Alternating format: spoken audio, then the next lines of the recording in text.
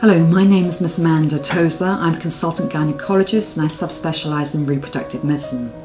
I'm going to talk to you about IVF today. Of course, when people mention IVF to you, I'm sure the first thing you do is panic, thinking, oh my gosh, do I really need this? Is this really necessary? Is it going to be very stressful? You've probably heard lots of different things about IVF treatment.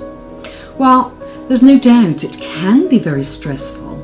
But I believe that the actual treatment itself is not too difficult from a physical point of view. However, the emotional side of IVF is difficult and people often describe it as having to jump through hurdles. But I'm going to talk today about the actual process so that I hope I can simplify it so that it can relieve some of your anxiety.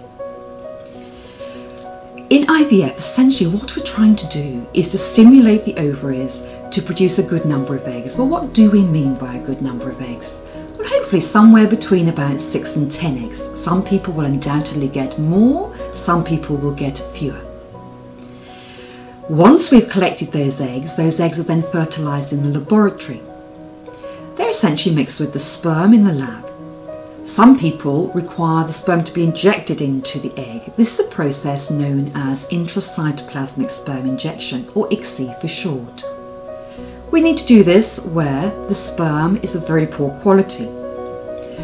Once those eggs have fertilised, they're allowed to develop in the laboratory into what are called embryos before they're replaced. So I'm going to go all through that in a little bit more detail. So how do we stimulate the ovaries to produce lots of eggs? Well, unfortunately, that does mean taking injections. Most women will take 2 different types of injections for that treatment. One injection that's actually going to suppress the natural ovulation process, and the second type of injection that is actually going to stimulate your ovaries. This drug is called FSH and you take it every day. The dose of that drug will be determined by your consultant, who will give you an idea of what your ovarian reserve is like and the dose of drugs that you will need in order to achieve a good number of eggs. You will be scanned at intervals during that time to ensure that some follicles are developing within the ovary and that not too many follicles are developing. The follicles start off at about 10 millimetres and we expect them to grow to approximately 18 millimetres, and that process takes on average approximately 12 days. You'll be then ready for an egg collection. The egg collection is performed under sedation. If this is intravenous sedation, so you will be asleep but it's not a full general anaesthetic.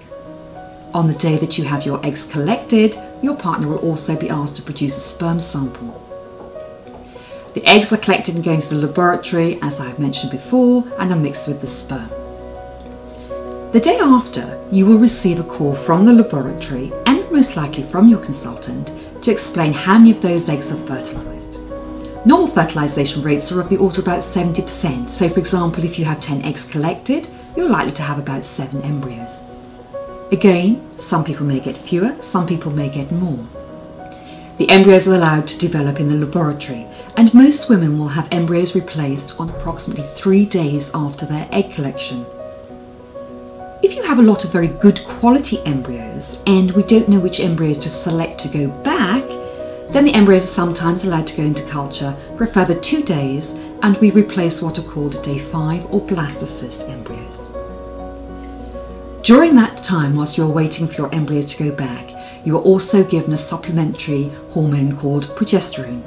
This is either given in the form of cyclogest or crinone or utrogestan, or progesterone is administered intravaginally.